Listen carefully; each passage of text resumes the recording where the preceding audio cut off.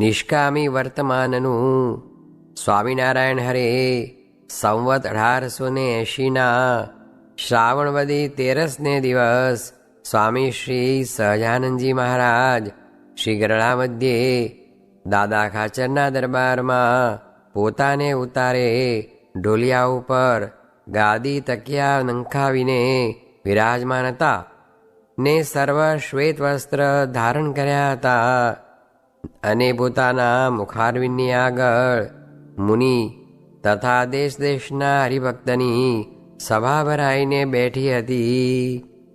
પછી શ્રીજી મહારાજ સર્વે સંત તથા સર્વે હરિભક્ત પ્રત્યે એમ બોલતા અવાજે પ્રથમ અમે અમારા અંગની વાત કહીએ, પછી તમે સર્વે પોતપોતાનો જે રીતે મોક્ષ માન્યો હોય તથા અમે આવી રીતે વર્તશું તો આ લોકમાં અને પરલોકમાં ભગવાન અમારી ઉપર રાજી રહેશે એમ જે માન્યું હોય તે કહેજો.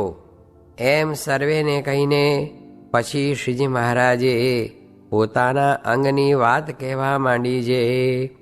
અમને તો જે પદાર્થમાં હિત જણાય તો તેનો ત્યાગ કરીએ ત્યારે સુખ થાય, અને ભગવાનના ભક્ત વિના જે મનુષ્ય માત્ર અથવા પદાર્થ માત્ર તેની જો મનમાં સ્મૃતિ થઈ હોય તો તેથી અતિશય છેટું કરીએ ત્યારે સુખ થાય, અને જો ભગવાનના ભક્ત હોય તો તેનો કોઈ રીતે કરીને હૈયામાં અભાવ આવે જ નહીં.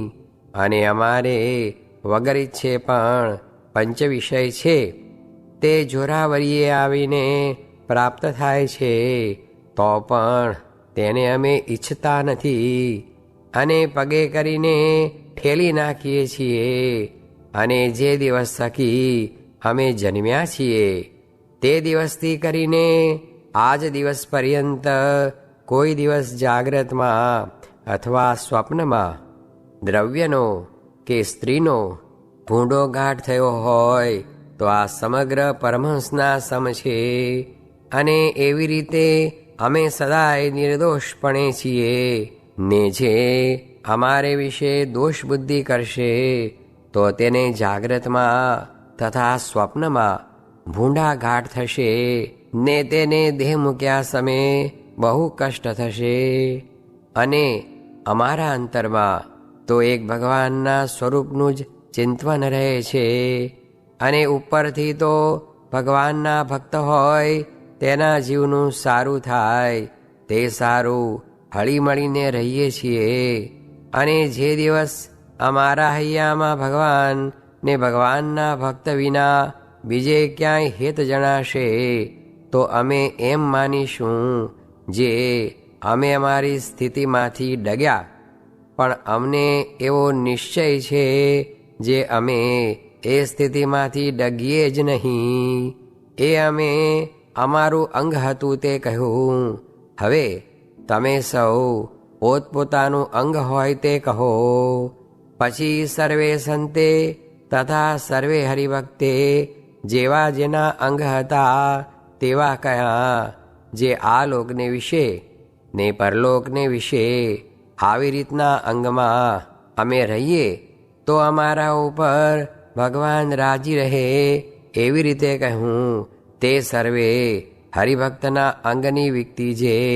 કોણેક તો ભગવાન વિના બીજે ઠેકાણે વૈરાગ્યનું કહ્યું, અને કોણેક આત્મનિષ્ઠાનું કહ્યું, ને કોણેક ભગવાનને વિશે પ્રીતિનું કહ્યું, ને કોણેક ધર્મમાં રહેવાનું કહ્યું. એવી રીતે બહુ પ્રકારે કહ્યું. પણ શ્રીજી મહારાજે મનમાં જે ધારી રાખ્યું હતું તે કોઈએ ન કહ્યું. પછી શ્રીજી મહારાજ બોલ્યા, જે એક નિષ્કામી વર્તમાન દ્રઢ હોય તો તેને આ લોકમાં તથા પરલોકમાં કોઈ ઠેકાણે ભગવાનથી છેટું રહે નહીં. અને અમારે પણ તે ઉપરથી કોઈ દિવસ હેત ઓછું થાય નહીં. અને અમે અહીંયા ટક્યા છીએ તે પણ અહીંયાના હરિભક્તને અતિ નિષ્કામી વર્તમાનનો દ્રઢાવ દેખીને ટક્યા છીએ, અને જેને નિષ્કામી વર્તમાન દ્રઢ હોય તો તે થકી અમે 1000 ગાંવ છેટે જઈએ તો પણ તેની પાસે જ છીએ, અને જેને તે નિષ્કામી વર્તમાનમાં કાચપ છે ને તે જો અમારી પાસે રહે છે તોય પણ તે 1,00,000 ગાંવ છેટે છે, અને અમને નિષ્કામી ભક્ત હોય તેના જ હાથની કરી સેવા ગમે છે. માટે આ મૂળજી બ્રહ્મચારી છે તે અતિશય દ્રઢ નિષ્કામી છે, તો અમને એની કરેલી સેવા અતિશય ગમે છે, અને બીજો કોઈ સેવા ચાકરી કરે તો તે એવી ગમતી નથી. અને અમે જે વાર્તા કરીએ છીએ તેને વિશે પણ નિષ્કામી વર્તમાનનું જ અતિશય પ્રતિપાદન થાય છે, અને અમે જે દિવસથી પ્રગટ થયા છીએ તે દિવસ થકી નિષ્કામી વર્તમાનને જ અતિશય દ્રઢ કરતા આવીએ છીએ. અને સભા બેઠી હોય ત્યાં કોઈક સ્ત્રી અથવા પુરુષ તેને જોયામાં ફેર પડે ત્યારે એ ગમે તેટલી યુક્તિ કરીને સંતાડે તો પણ અમને જણાયા વિના રહે જ નહીં. ત્યારે અમારો તે મનુષ્ય ઉપર અતિશય કુરાજીપો થઈ જાય છે, અને અમારું મુખ પણ શામળું થઈ જાય છે, અને તેનું દુઃખ તો અતિશય લાગે છે, પણ મોહબ્બત જાણીને જાજું કહેવાય નહીં. અને વળી સાધુ દાવો છે માટે હૈયામાં સમજી રહીએ છીએ, પણ જો રાજાના જેવી રીત હોય તો તેને માથે જાજો દંડ થાય. માટે સર્વ મોટા પરમહંસ તથા મોટી મોટી બાઈઓ તેને અમે મોરથી જ કહી રાખ્યું છે, જે સત્સંગમાં કોઈ પુરુષને તથા કોઈ સ્ત્રીને કદાચિત જો નિષ્કામી વર્તમાનમાં ફેર પડે તો અમને સંભળાવશોમાં. શા માટે? જે જ્યારે અમે એવી વાર્તા સાંભળીએ ત્યારે જેમ વાંજિયાને ઘેર દીકરો આવ્યો હોય ને તે મરી જાય ને તેને જેવો શોક થાય તેવો અમારે પણ શોક થાય છે, તથા મનમાં એમ વિચાર થઈ જાય છે જે બધા સત્સંગને મૂકીને જતા રહીએ. માટે જે નિષ્કામી વર્તમાન રાખે તે જ અમને વહાલો છે, અને તેને ને અમારે આ લોક પરલોકમાં દ્રઢ મેળાપ રહે છે. પછી હરજી ઠક્કરે પ્રશ્ન પૂછ્યો, જે એ નિષ્કામી વર્તમાન શે ઉપાય કરીને અતિશય દ્રઢ થાય? પછી શ્રીજી મહારાજ બોલ્યા, જે એનો એક પ્રકારનો ઉપાય નથી, એના તો 3 પ્રકારના ઉપાય છે. જેમ હાંકનારો, બળદિયા, પૈડા, ધૂંસરી, ઉધ્ય, માચડો એવા ઘણા સામાને કરીને એક ગાડું કહેવાય છે. તેમ નિષ્કામી વ્રત દ્રઢ રાખવાની પણ ઘણીક સામગ્રી જોઈએ છીએ. તેમાં પણ 3 ઉપાય છે, તે તો અતિશય મુખ્ય છે. તેમાં એક તો મનને વશ કરવું, જે મનને વિશે અખંડ એવું મનન કરવું જે હું આત્મા છું, દેહ નથી. ને ભગવાનની કથા શ્રવણાદિક જે 9ધા ભક્તિ તેને વિશે મનને અખંડ જોડી મેલવું, પણ ક્ષણ માત્ર મનને નવરું રહેવા દેવું નહીં. જેમ કોઈક પુરુષને ભૂતવશ થયો હોય તે જ્યારે કામ ન બતાવે ત્યારે તેને ખાવા તૈયાર થાય, તેમ આ મન છે તે પણ ભૂત જેવું છે. તે જ્યારે ભગવત ભક્તિમાં ન રાખે ત્યારે અધર્મના ઘાટ ઘડે, ત્યારે એ ભૂતની પેઠે જીવને ખાવા તૈયાર થયું કહેવાય. માટે મનને અખંડ ભગવાનની કથા કીર્તનાદિકમાં જોડી રાખવું એટલે એ મન વશ થયું કહેવાય. અને બીજો ઉપાય એ છે જે પ્રાણને નિયમમાં રાખો. તે જેમ ભગવાને ગીતામાં કહ્યું છે જે આહાર વિહાર યુક્ત રાખો, પણ અતિશય ખાધાની લોલુપતા ન રાખવી. એવી રીતે વર્તે ત્યારે પ્રાણ નિયમમાં થયો કહેવાય. અને પ્રાણ નિયમમાં ન કર્યો હોય તો ખાધાની બહુ મનમાં તૃષ્ણા રહે. પછી અનંત પ્રકારના જે રસ તેને વિશે રસના ઇન્દ્રિય છે તે દોડતી ફરે. ત્યારે બીજી ઇન્દ્રિયો વશ કરી હોય તે પણ સર્વે મોકળી થઈ જાય. માટે આહારને નિયમમાં રાખીને પ્રાણને નિયમમાં કરવો. અને ત્રીજો ઉપાય એ છે જે આ સત્સંગને વિશે જેને જેને જે નિયમ કયા છે તેમાં દેહને રાખીને દેહને નિયમમાં કરવો. એવી રીતે એ ત્રણ ઉપાયને જે દ્રઢ રાખે તેને નિષ્કામી વર્તમાન અતિશય દ્રઢ થાય છે. અને એને વિશે એમ ન જાણવું જે એવી રીતે રાખવું ઘણું કઠણ છે. કેમ જે સાધુ જ હોય તેને તો એમ રાખવું કાંઈ કઠણ છે નહીં.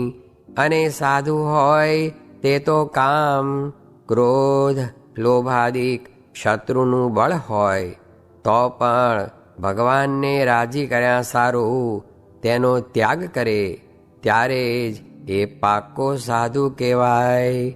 અને મનુષ્ય દેહ કરીને ન થાય એવું શું છે? જે નિત્ય અભ્યાસ રાખીને કરે તે થાય છે.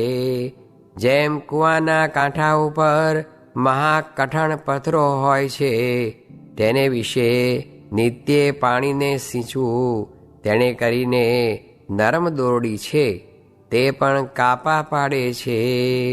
તેમ જે સાધુ જ છે ને તે જે સ્વભાવને ટાળવાનો નિત્ય અભ્યાસ રાખશે તો તે સ્વભાવ ક્યાં લગી રહેશે?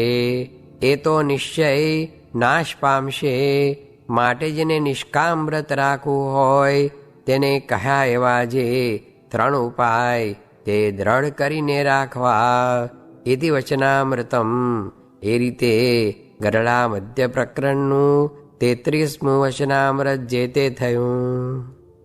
આ કારખાના જો 1 વર્ષના કરીએ તો 2 વર્ષના ઊભા થાય, ને 2 વર્ષના કરીએ તો 4 વર્ષના ઊભા થાય એમ છે. ને સૌ મંડીએ તો જૂનાગઢથી વડતાલ સુધી સડક બાંધી દઈએ, તે છાંયડે ચાલ્યા જઈએ, તે તડકો જ ન લાગે, પણ વાતું કરવાનું ને સમજવાનું છે તે રહી જાય. ને ભગવાન વિના તો આત્મજ્ઞાન વૈરાગ્ય ને ધર્મ એ સર્વે અભદ્ર છે, કોઈ કલ્યાણ કરતા નથી. સ્વામિનારાયણ હરે સ્વામીએ વાત કરી જે કાં તો અષ્ટાંગ યોગ ને કાં તો રોગ, તે વિના અંતરનો મેલ જાય નહીં. તે ઉપર એક ભક્તનું દ્રષ્ટાંત દીધું જે રોગ આવી ગયો તે પછી સારું થયું. સ્વામિનારાયણ હરે સ્વામીએ વાત કરી જે કોઈક મરે ત્યારે કાંઈક થડકો થાય ને પછી આ લોકમાં પદાર્થ મનુષ્ય રૂપિયા એ આદિકને દેખે તે પાછું ભૂલી જાય. ને જે જ્ઞાની હોય તેને તો નિરંતર એમ વર્તે ને આજ્ઞા પાળવી પણ લોપવી નહીં. તે આજ્ઞા મુખ્યપણે તો ધર્મામૃત, શિક્ષાપત્રી ને નિષ્કામ શુદ્ધિ એ 3 ગ્રંથ પ્રમાણે વર્તવું, ને મોટાનો સમાગમ કરવો ને સેવા કરવાનું કહે છે. તે સર્વમાં મુખ્ય સેવા તે શું? જે મોટા એકાંતિકની અનુવૃત્તિ મન કર્મ વચને રાખવી એવી બીજી કોઈ સેવા નથી. સ્વામિનારાયણ હરે સ્વામીએ વાત કરી જે બીજાને તો કામ પીડતો નથી ને મને એકલાને પીડે છે, અને બીજાને વિશે તો એકે દોષ નથી, મારે વિશે જ છે એમ ન સમજે ને બીજાના જોવા માંડે તો પણ ભૂંડું થાય. સ્વામિનારાયણ હરે સ્વામીએ વાત કરી જે હરિશંકરભાઈએ પૂછ્યું જે લોકમાં તો આપણને એમ કહે છે જે એ તો નિંદા બહુ કરે છે ને જૂઠું બોલે છે, માટે અકલ્યાણ થશે, તેનું કેમ સમજવું? ત્યારે સ્વામીએ કહ્યું જે જૂઠું બોલે તો સામું કલ્યાણ થાય છે ને એ તો ભગવાનની જુક્તિ છે. તે ઉપર વાત કરી જે રામાનંદ સ્વામીએ સંન્યાસીને પૂછ્યું જે વેદ કેટલા? ત્યારે સંન્યાસી કહે 4. પછી રામાનંદ સ્વામી કહે બ્રહ્મજ્ઞને 5મો વેદ ગયો છે તે હું છું. એમ સાચી વાત કરી. તેથી સંન્યાસી જાતા રહ્યા અને મહારાજે જુક્તિ કરી તો બધી પૃથ્વીમાં સત્સંગ થયો. ને રામાનંદ સ્વામી ગયા પછી વ્યાપકાનંદ સ્વામી વગેરેને જુક્તિથી પોતાનું સ્વરૂપ ઓળખાવી સત્સંગમાં રાખ્યા. સ્વામિનારાયણ હરે સ્વામીએ વાત કરી જે ભગવાનની સ્મૃતિ રાખવી એ સર્વથી અધિક છે. ને ભગવાન તો આપણા જીવમાં બેઠા જ છે. તે દેહ મૂકવા સમયે દેખાય છે ને સ્મૃતિ રહે તે તો સર્વ સાધનના અંતને પામ્યા. તે ઉપર ભરતજીની વાત કરી. સ્વામિનારાયણ હરે સ્વામીએ વાત કરી જે સ્વામીને ભોગવવાના જે પદાર્થ તે સેવક ન ભોગવે. તે જ્યારે રામચંદ્રજી ધરતીએ સૂતા ત્યારે ભરતજી એક હાથ ધરતીને ખોદીને સૂવે. ને શિવજી પણ ભગવાનને ભોગવવાના પદાર્થ પોતે નથી ભોગવતા. ને સંગનો ભેદ કયો જે એક ઉખેડે અને એક ચોંટાડે. સ્વામિનારાયણ હરે સ્વામીએ વાત કરી જે ઓહો, એક સમર્થ થકા ઝરણા કરવી એ બહુ મોટી વાત છે. કેમ જે કાંઈ ન હોય ને તેને કહે તો ઠીક, પણ સર્વે વાત હોય ને કહેશે જે તમને કાંઈ આવડતું નથી. એ તો ભગવાન ને એના સાધુથી જ ઝરણા થાય, પણ બીજાથી ન થાય. માટે આપણને કાંઈ નથી આવડતું એમ કહે તો પણ શું? ને સર્વ વાત તમમાં જ છે એમ કહે તો પણ શું? આમ કહે જાતું નહીં રહે ને આમ કહે આવી નહીં જાય. મરને થોડું કરવું પણ હુંહાટો ન કરવો. અને જાજુ કરે તો મહિનો ધારણા પારણા કરે. પછી જ્યારે જ્ઞાન વોણું ખાવા માંડે ત્યારે 3 ટાણા ખાય. એ વાતમાં માલ નહીં. 12 માસ એમને એમ જમવું, નીકર 1 કોળિયો ઓછું જમવું, તે સત્વગુણી તપ છે. ને 1 મહિનો ઓલું કરે તેમાં પારણાને દી ધરાઈ રહ્યા. પછી 8 કોળિયા વધુ ભરવા એ તમોગુણી તપ છે. માટે અતિ સર્વત્ર વર્જયેત. તે અતિ ઊંઘવું નહીં, અતિ ખાવું નહીં, અતિ ભક્તિ કરવી નહીં. સર્વે સાધારણ જ્ઞાને કરીને કરવું તો ઝાઝું માને છે. 3 જણ જળમાં બેસી રહેતા, તે લોહી નીકળતું. તેને પણ મહારાજ કહેતા જે ઘોડો બેસવા મળે તે સારું કાઢો છો. એમ મહારાજ વઢતા. માટે હુંહાટો મહારાજને નથી ગમતો એમ કહ્યું. હરે સ્વામીએ વાત કરી જે પાપીની સોબતમાં તો ભગવાન ભૂલી જવાય. તે જેમ સૂર્ય આગળ વાલખીલ ઋષિ પાછે પગે ચાલ્યા જાય છે, એમ મુને ભગવાન અખંડ દેખાતા પણ એક પ્રતિપક્ષીને પાછા પાડવા સારું વાત કરી તે બારી મૂર્તિ ભૂલી ગયા. પછી પાછી માઈ દેખાણી. એમ સંગ ઓળખાવીને મૂર્તિ અખંડ દેખાણાનો મર્મ કયો. સ્વામિનારાયણ હરે સ્વામીએ વાત કરી જે 1 થી 50 માળા સુધી જો એકાગ્ર દ્રષ્ટિ રાખે તો સુખે ધ્યાન થાય